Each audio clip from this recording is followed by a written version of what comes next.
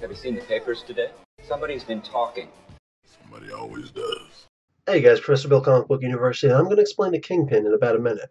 The Kingpin is Wilson Fisk, whose first appearance was in July of 1967 in The Amazing Spider-Man number 50. He was created by Stan Lee and John Romita Sr. Wilson is self-described as a heavy, blubbery kid who grew up in the streets of New York City. His first job was selling drugs for a man named Pizzolo when he was 14. He'd committed his first murder 2 years prior to that. Reputation was important on the streets, and Wilson knew that he'd need two key ingredients to be successful in his environment: strength and intelligence. Being poor, Wilson didn't have access to a formal education, so he substituted college with dedicated study in public libraries. Though he taught himself many things, he excelled in political science, recognizing that he could apply these skills with his business acumen to run his own criminal enterprise.